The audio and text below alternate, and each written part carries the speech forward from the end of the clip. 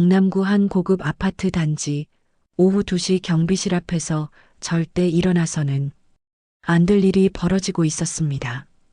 야, 뭐 하는 거야? 내 구두에 더러운 물 튀었잖아. 박만수 씨는 깜짝 놀라며 허리를 굽혀 사과하며 구두를 닦으려 했어요. 죄송합니다. 정말 죄송합니다. 죄송하다고 되는 거야? 이 구두가 얼마짜린 줄 알아? 당장 무릎 꿇고 닦아. 수지는 참을 수 없어서 앞으로 나섰습니다. 잠깐만요. 뭐 하시는 겁니까? 이정훈이 돌아보며 짜증스럽게 말했죠. 당신이 누군데 끼어들어요? 수지는 이정훈을 노려보며 말했습니다. 그분은 저의 아버님인데요. 왜 이런 식으로 대하시는 겁니까?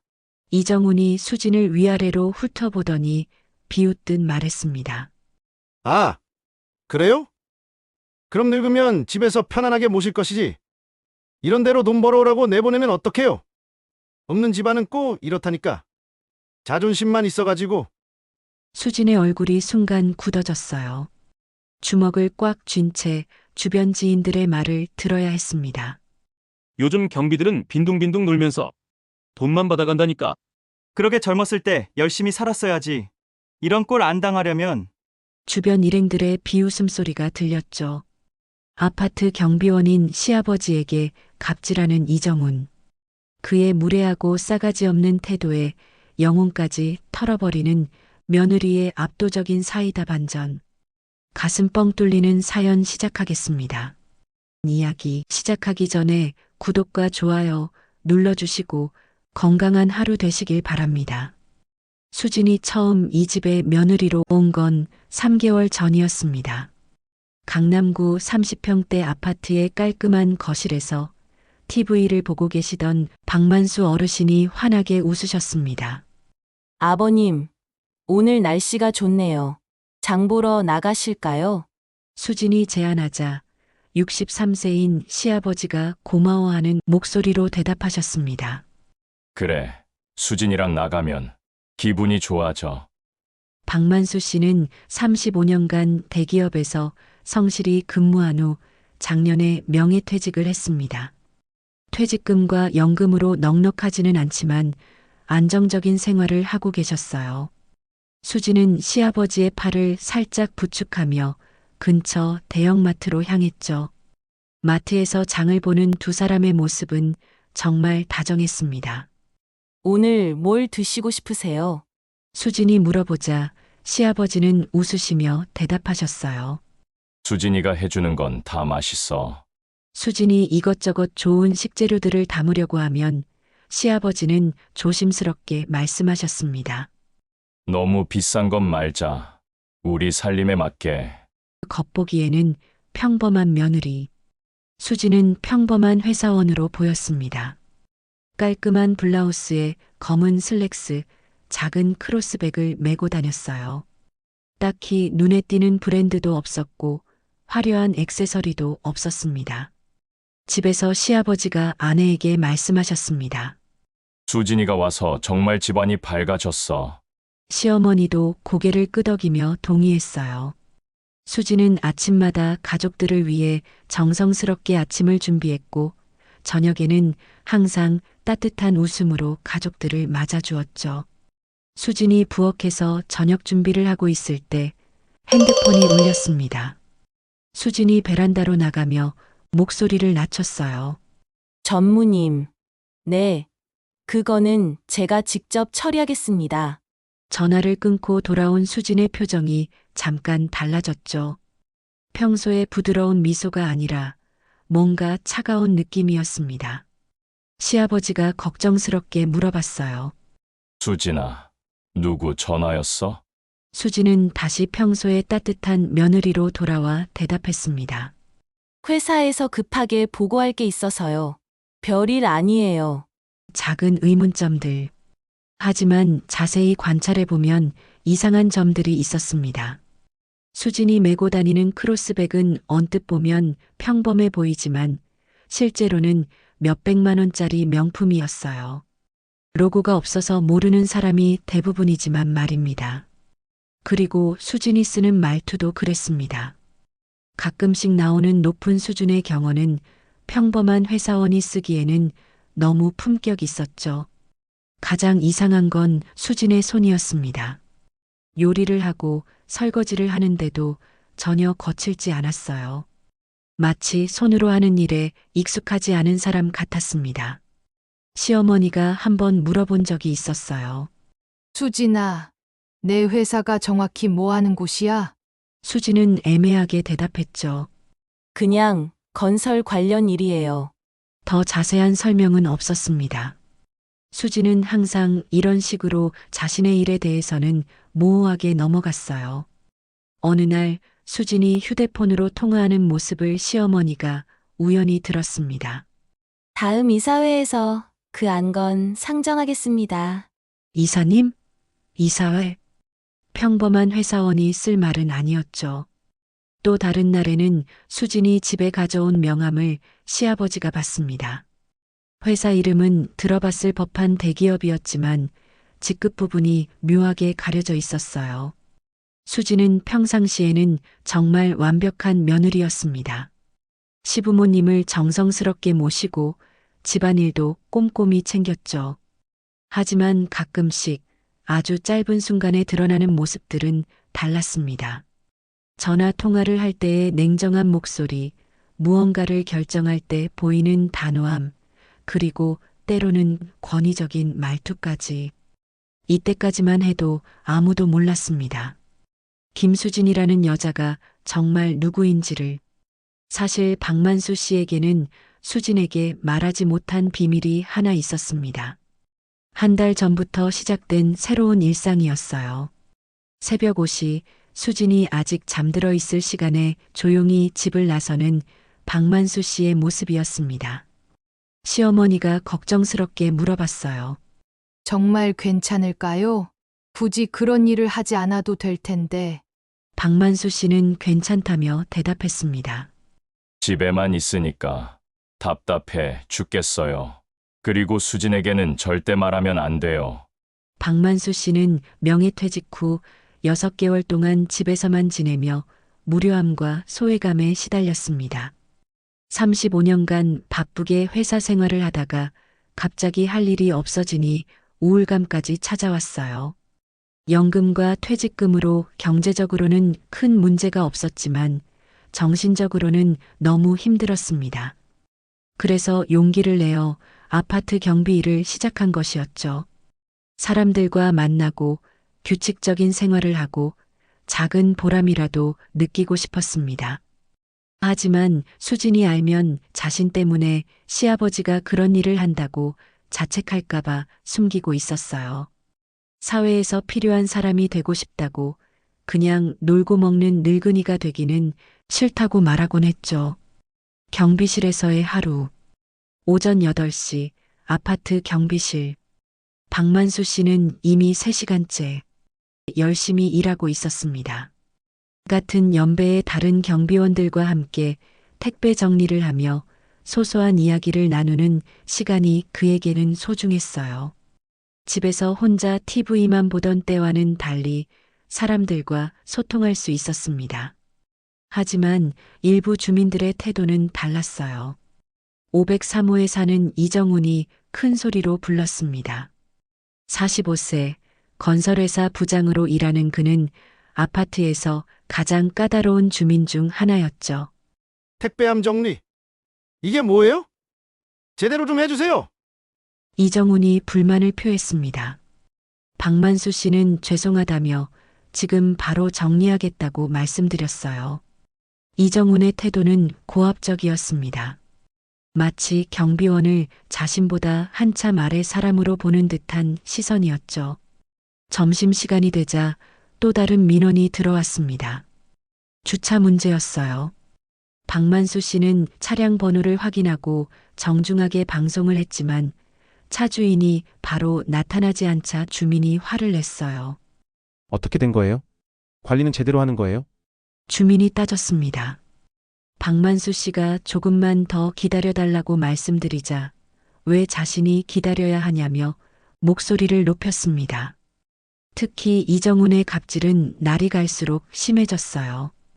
오후 1시 박만수 씨가 지하 주차장을 순찰하던 중 이정훈의 차량을 발견했습니다. 주차선을 완전히 무시하고 두 칸에 걸쳐 대각선으로 주차되어 있었어요. 옆 차량들이 문을 열기도 어려운 상황이었습니다. 박만수 씨가 조심스럽게 다가가서 주차를 다시 해달라고 부탁했어요. 죄송합니다. 다른 주민분들이 불편해 하시는데 주차를 다시 해주실 수 있을까요? 그런데 이정훈의 반응은 예상과 달랐습니다. 경비 주제에 이래라 저래라. 당신 일이나 똑바로 해요. 어디다 대고 명령이야? 이정훈은 자신의 잘못은 전혀 인정하지 않고 오히려 화를 냈어요. 경비원의 정당한 요청을 시비라며 몰아갔습니다. 다른 경비원들이 박만수 씨에게 조용히 말했어요. 너무 참지 마세요. 저 사람 원래 성격이 그래요. 박만수 씨는 괜찮다며 어디서나 이런 분들은 계시니까 괜찮다고 대답했습니다. 박만수 씨는 35년간 회사 생활을 하며 여러 유형의 사람들을 만나봤기 때문에 이정훈 같은 사람도 이해하려고 노력했어요.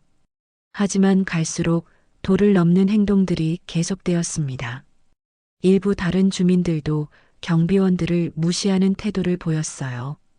요즘 경비원들이 정말 성의 없다고, 나이 드니까 일 처리도 느리고 불친절하다고 뒤에서 수군거렸죠. 이런 말들을 들으면서도 박만수 씨는 묵묵히 자신의 일을 계속했습니다. 저녁 9시 박만수 씨가 집에 돌아왔습니다. 수진이 환하게 맞아주었어요. 하루 종일 갑질과 무시를 당한 후 이렇게 따뜻하게 반겨주는 며느리를 보니 마음이 따뜻해졌습니다.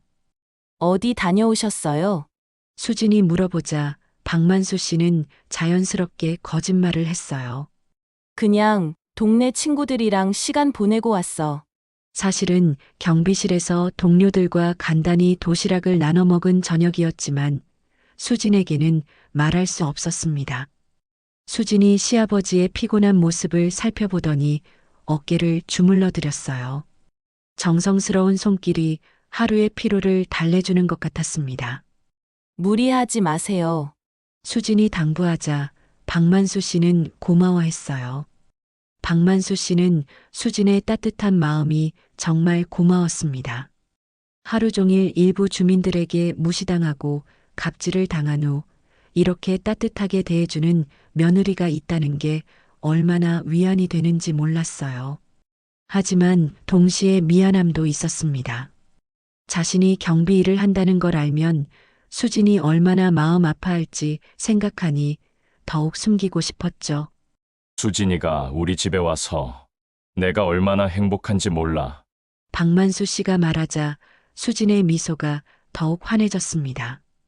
그런 따뜻한 순간을 보내며 하루를 마감하는 박만수 씨였어요. 하지만 내일 또 이정훈의 갑질을 견뎌야 한다는 생각에 마음 한편이 무거웠죠. 물론 박만수 씨는 몰랐습니다. 자신의 사랑하는 며느리 수진이 그 이정훈과 어떤 연관이 있는지를. 토요일 오후 2시 평소와 다를 바 없는 한적한 시간이었습니다. 박만수 씨는 경비실에서 오늘도 묵묵히 자신의 일을 하고 있었죠. 주말 교대 근무로 나온 날이었어요. 어제 내린 비로 아파트 입구 배수구 주변에 낙엽과 쓰레기가 쌓여 있어서 치우는 중이었습니다. 같은 시각 집에서 수진이 시어머니와 이야기를 나누고 있었어요. 수진아, 간장이 떨어졌네. 저녁 준비 전에 하나만 사와 줄 수 있을까? 네, 금방 다녀올게요. 수진은 간단히 외출 준비를 하고 집을 나섰습니다. 근처 마트까지는 걸어서 10분 정도 거리였어요. 평소처럼 편안한 복장에 작은 가방을 들고 나선 평범한 며느리의 모습이었죠. 하지만 수진은 몰랐습니다. 자신이 곧 보게 될 장면이 모든 것을 바꿔놓을 거라는 사실을 말이에요.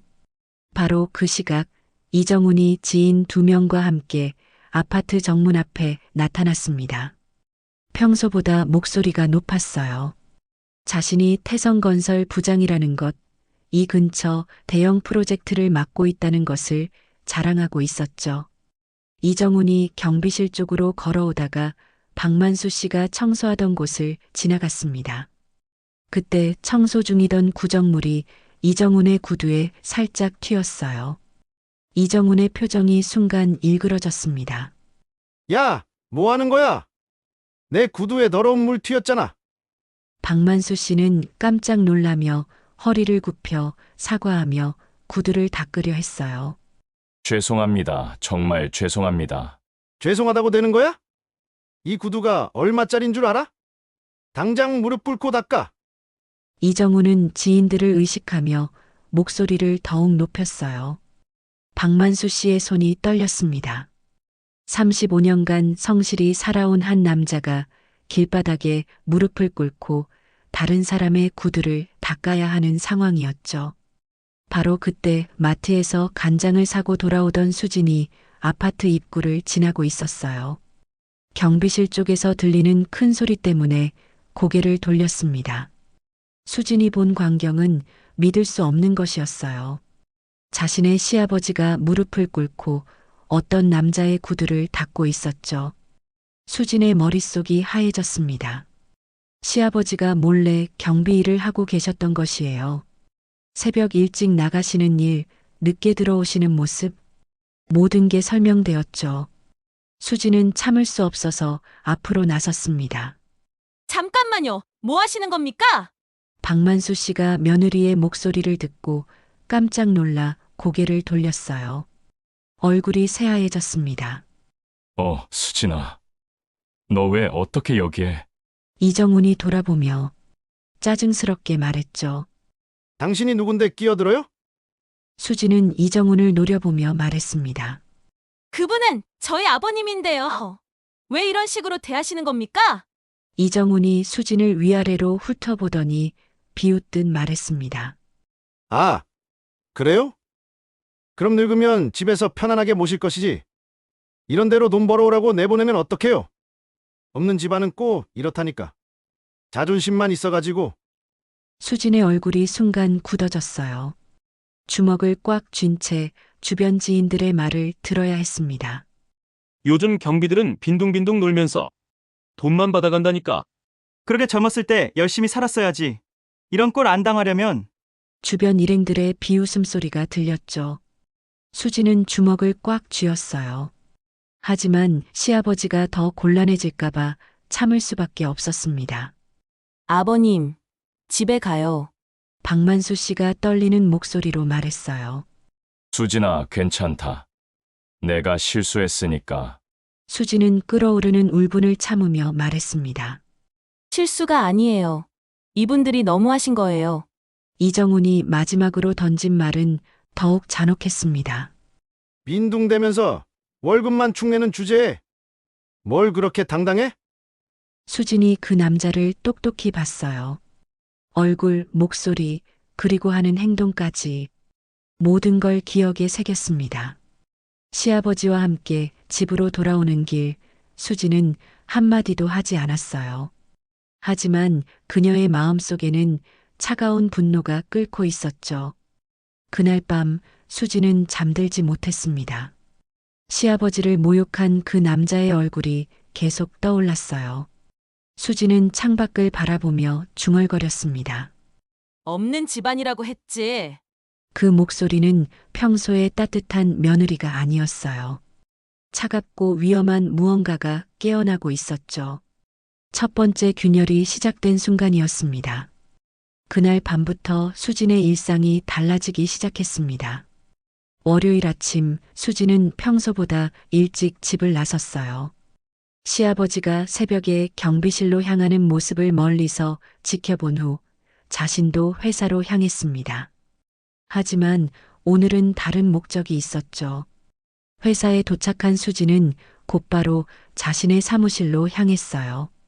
건설업계에서 일한다고 말했지만 실제로는 대한건설그룹 전략기획실에서 근무하고 있었습니다. 그것도 사원이 아니라 이사급 임원으로 말이죠. 수진이 컴퓨터를 켜고 먼저 아파트 관리 시스템에 접속했습니다. 아버지 회사에서 관리하는 아파트였기 때문에 입주자 정보에 접근할 수 있었어요. 503호 입주자 정보를 검색했죠. 이정훈, 45세, 직업란에는 태성건설 부장이라고 적혀 있었습니다. 태성건설이라는 회사명을 본 수진의 표정이 굳어졌어요. 바로 자신이 다니는 대한건설그룹의 주요 하청업체 중 하나였던 것입니다. 지난 5년간 여러 프로젝트를 함께 진행해왔다는 기록이 나타났죠.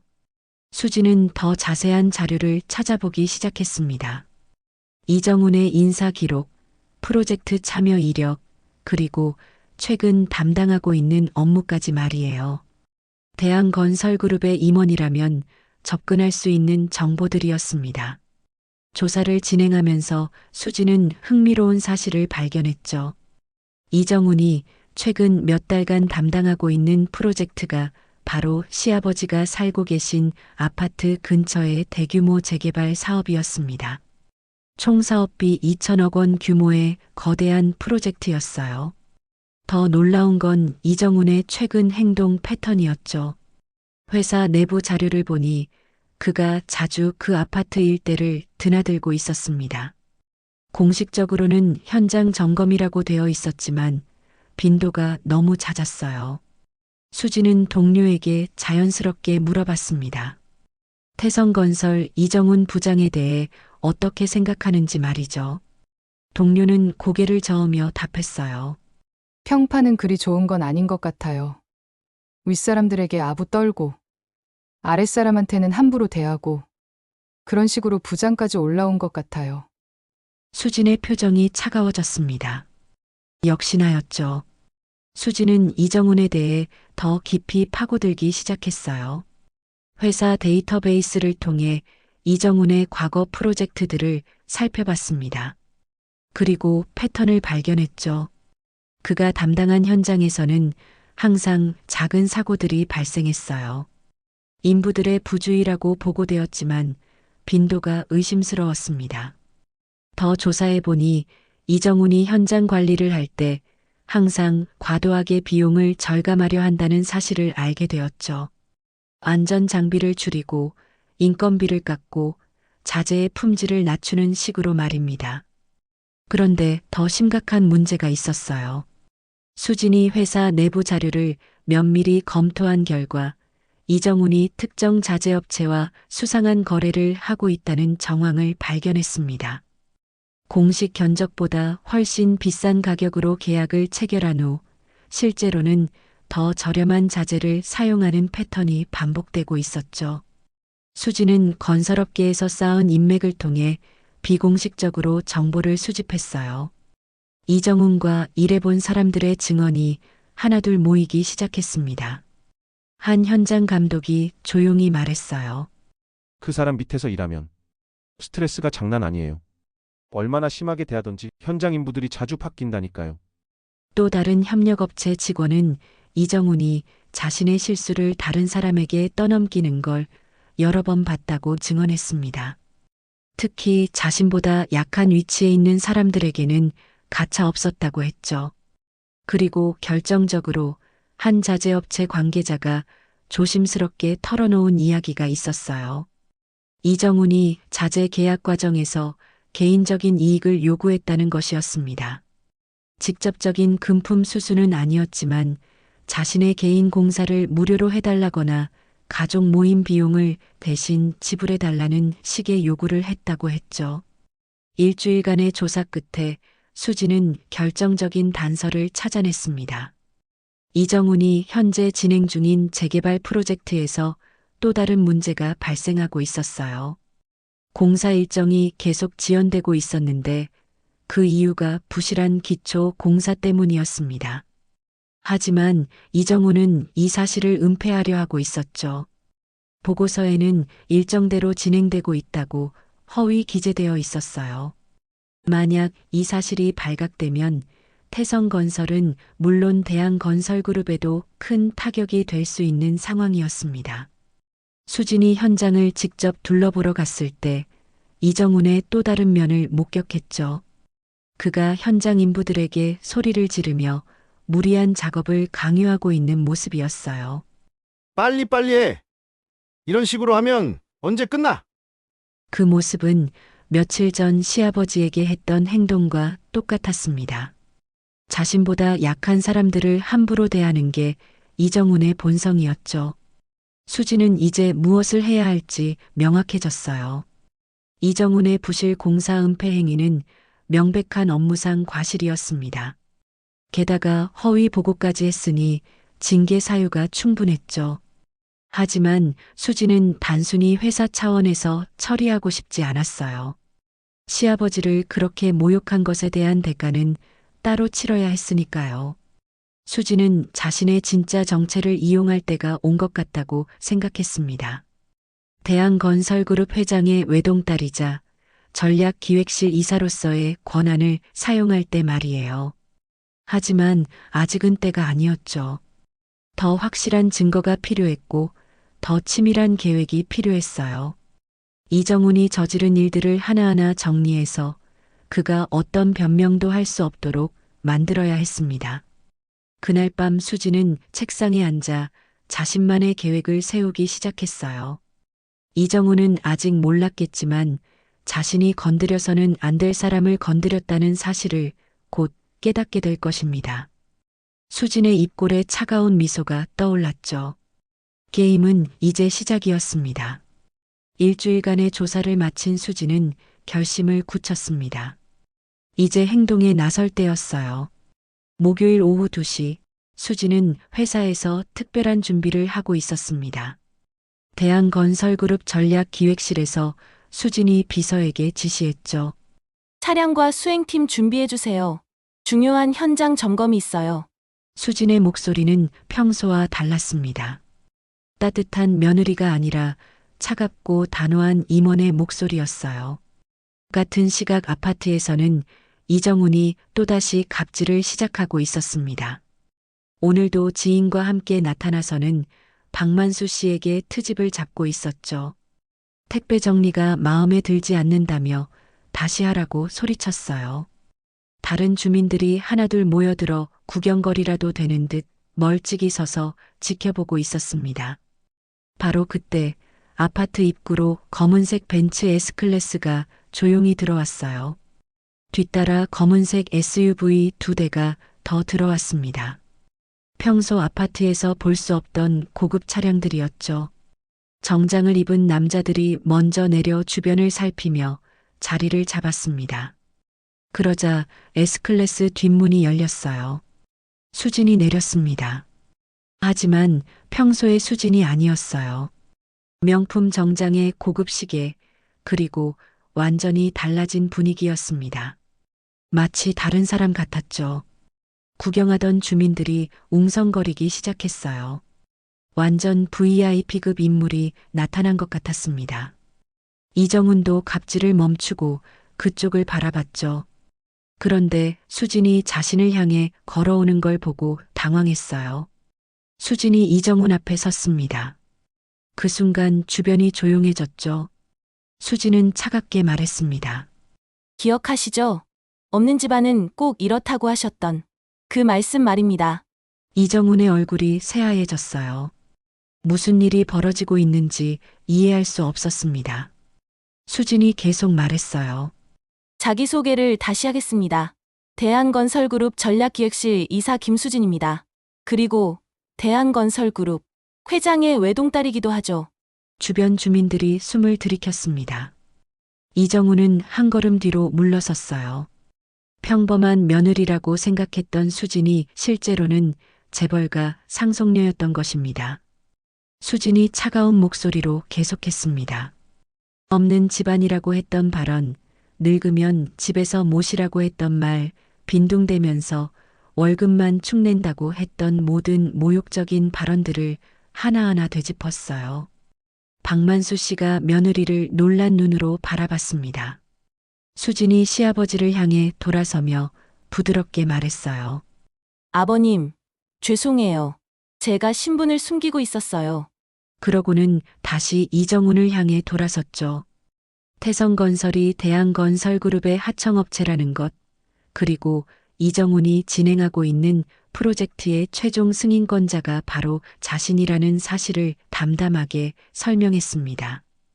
이정훈이 떨리는 목소리로 사과하기 시작했어요. 하지만 수지는 냉정했습니다. 사과는 자신에게 하는 게 아니라 시아버지께 해야 한다고 말했죠. 박만수 씨가 당황하며 그만하라고 했지만 수지는 단호했습니다. 사랑하는 가족을 모욕당하는 걸 그냥 넘어갈 수는 없다고 했어요. 수지는 태성건설과의 계약 건들을 다시 검토해 볼 필요가 있다고 말했습니다. 특히 이정훈이 담당한 프로젝트들을 말이죠. 수진이 차가운 표정으로 마지막 한마디를 덧붙였습니다. 아, 그리고 부장님의 각종 비리와 뇌물 증거들은 이미 검찰에 넘겼어요. 조만간 연락이 갈 겁니다. 이정훈의 얼굴에서 마지막 혈색마저 사라졌어요.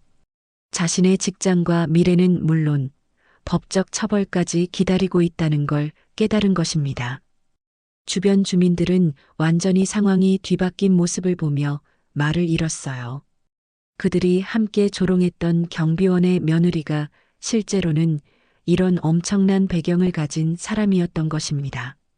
수진이 마지막으로 경고했습니다. 앞으로 시아버지께 함부로 대하는 분이 또 있다면 그때는 이렇게 조용히 끝나지 않을 거라고 말이에요. 그 말과 함께 수진은 시아버지의 팔을 부축하며 차량으로 향했습니다. 평범한 며느리의 가면이 완전히 벗겨진 순간이었죠. 진짜 정체가 드러나면서 모든 권력 관계가 순식간에 뒤바뀌었습니다. 이정훈은 그 자리에 주저앉아 있었어요. 자신이 건드려서는 안 될 사람을 건드렸다는 사실을 뒤늦게 깨달은 것입니다. 주변 주민들도 어떻게 반응해야 할지 몰라 당황한 표정으로 서 있을 뿐이었죠. 수진과 시아버지가 차량에 탑승한 후 아파트는 완전한 정적에 휩싸였습니다. 주민들은 방금 전 벌어진 일이 현실인지 믿을 수 없었어요. 평범한 며느리라고 생각했던 수진이 실제로는 대한건설그룹 회장의 외동딸이었다는 충격적인 사실 때문이었죠. 이정훈은 여전히 그 자리에 주저앉아 있었습니다. 얼굴은 새하얗게 변해 있었고 손은 멈출 줄 모르게 떨리고 있었어요. 자신이 저지른 일의 심각성이 이제야 완전히 이해되기 시작했습니다. 며칠 전 자신이 갑질했던 그 경비원이 바로 재벌가 상속녀의 시아버지였던 것입니다. 그리고 자신이 내뱉었던 모든 모욕적인 발언들이 고스란히 기억되고 있었죠. 주변에 모였던 주민들이 하나둘 흩어지기 시작했어요. 하지만 그들의 수군거림은 멈추지 않았습니다. 그럼 그 경비 아저씨 며느리가 대한건설 회장 딸이었다고? 사람은 이래서 겉모습만 보고 판단하면 안 된다니까. 이정훈은 이제 어떻게 되는 거야? 완전히 망했네. 이정훈과 함께 왔던 지인들도 당황한 표정으로 그를 바라봤습니다. 평소 건설업계에서 잘 나간다고 자랑하던 이정훈이 순식간에 나락으로 떨어진 것이었어요. 그제야 모든 퍼즐이 맞춰지기 시작했습니다. 수진이 왜 항상 품위 있는 말투를 사용했는지, 왜 고급스러운 물건들을 자연스럽게 사용했는지, 왜 회사 일에 대해 모호하게 답변했는지 모든 것이 설명되었죠.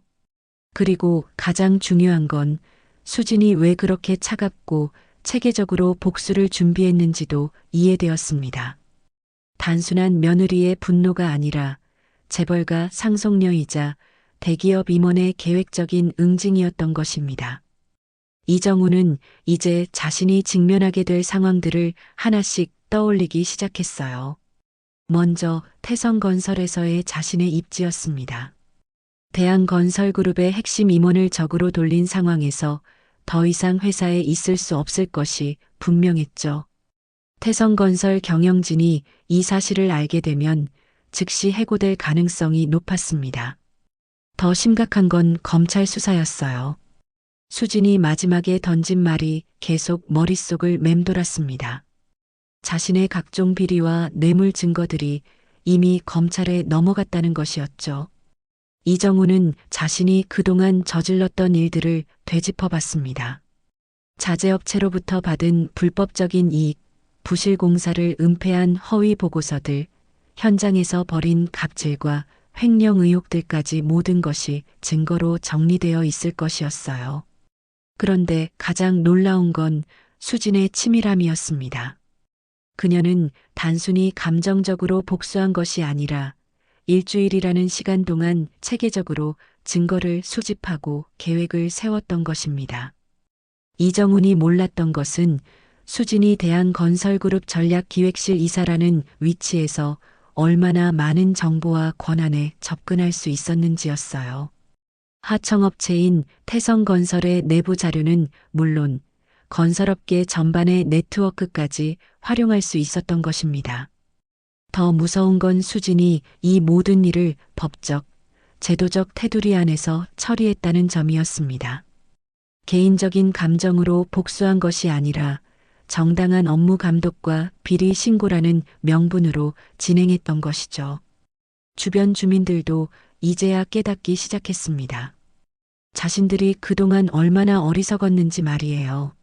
수진을 평범한 며느리로만 봤던 그들의 시선, 이정훈의 갑질에 동조하거나 방관했던 자신들의 행동까지 모든 것이 부끄러워지기 시작했어요.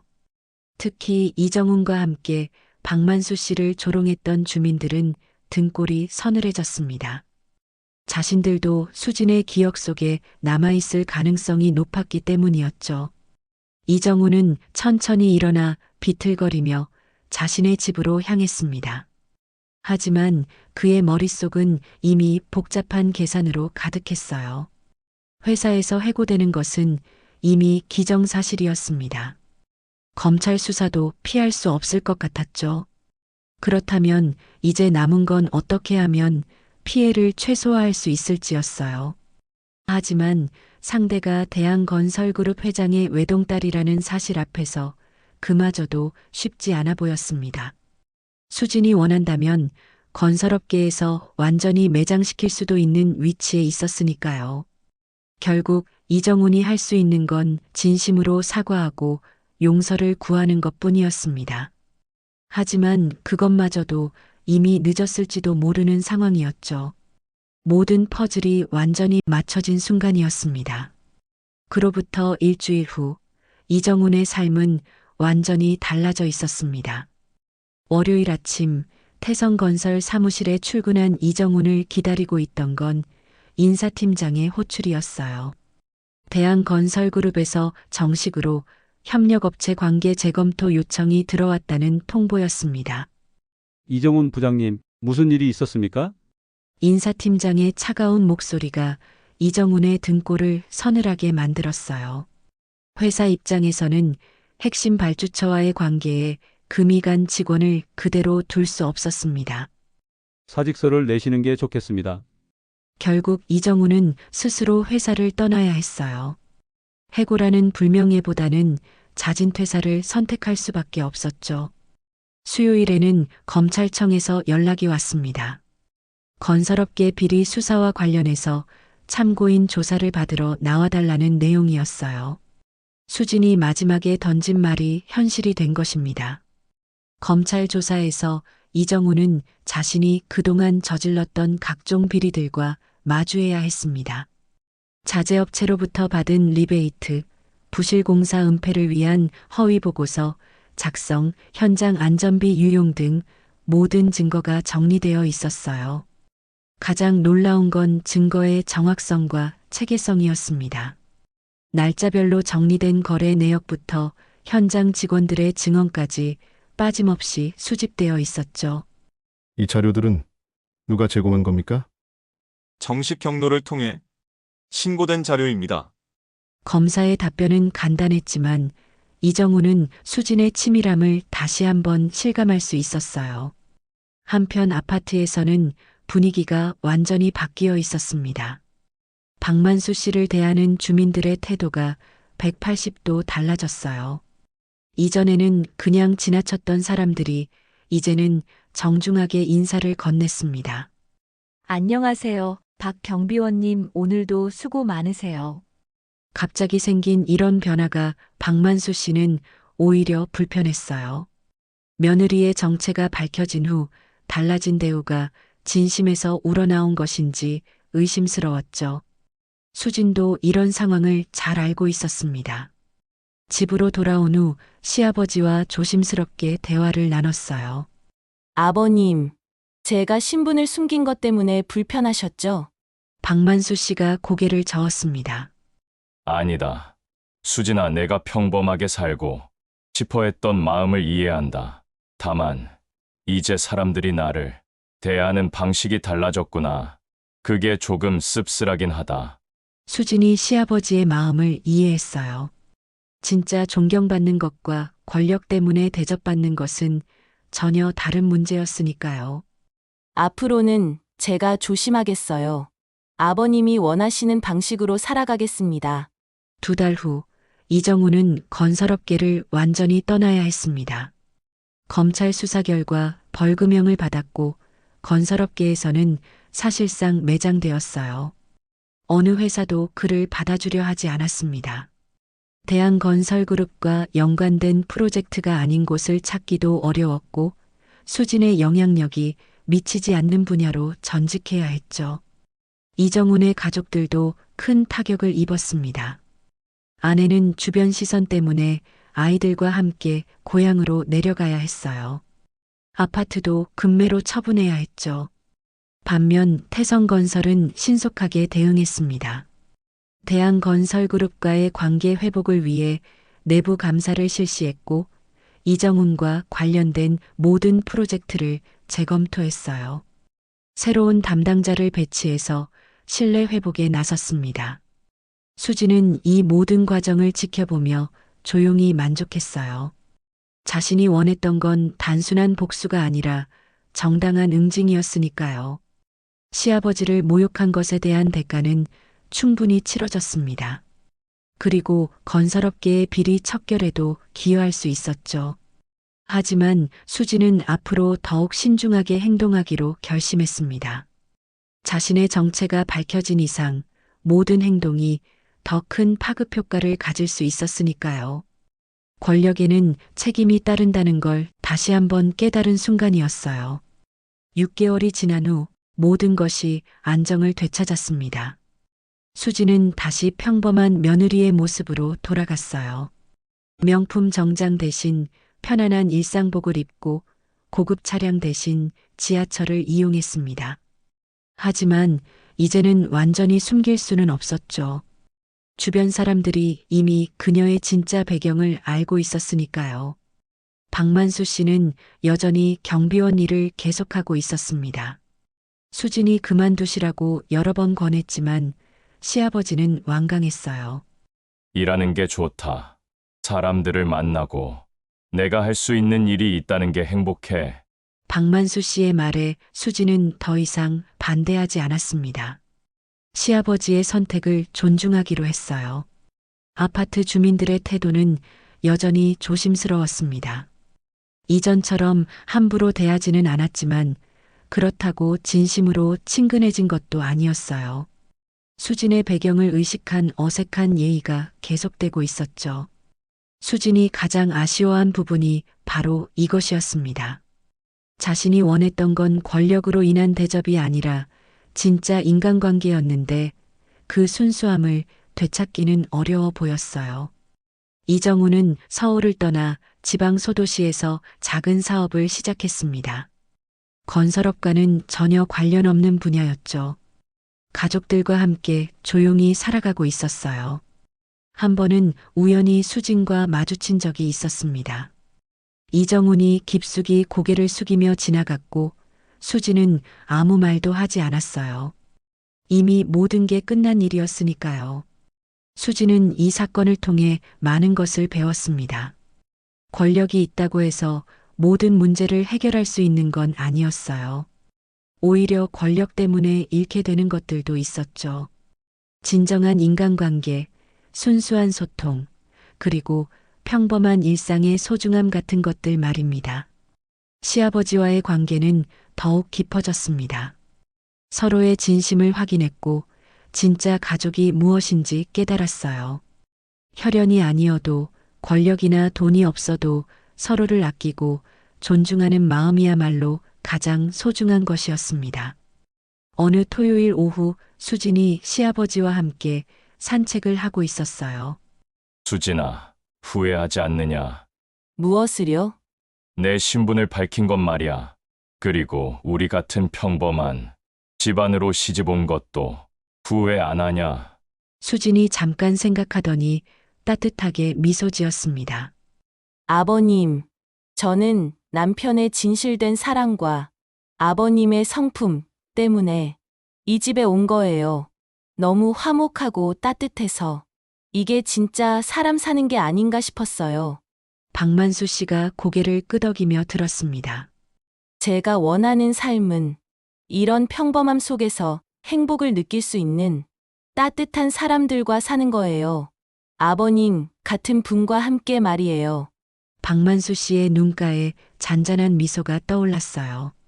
자신을 위해 그 큰 결단을 내린 며느리가 고마웠습니다. 수지는 이제 알았어요. 진짜 행복은 거창한 권력이나 복수에서 오는 게 아니라 소중한 사람들과의 진실한 관계에서 온다는 것을 말입니다. 그리고 그런 관계를 지키기 위해서라면 언제든 다시 그런 선택을 할 수 있을 것 같았어요. 햇살이 따뜻한 오후 시아버지와 며느리는 나란히 걸으며 평범하지만 소중한 일상을 만들어가고 있었습니다. 권력도 복수도 아닌 진짜 사랑이 무엇인지 보여주는 모습이었죠. 때로는 가장 평범한 것이 가장 특별한 것일 수도 있다는 걸 깨닫게 해주는 따뜻한 결말이었습니다.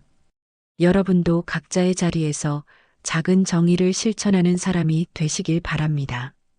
다음 이야기도 기대해 주시고 구독과 좋아요로 응원해 주세요. 건강하고 따뜻한 하루 되세요. 감사합니다.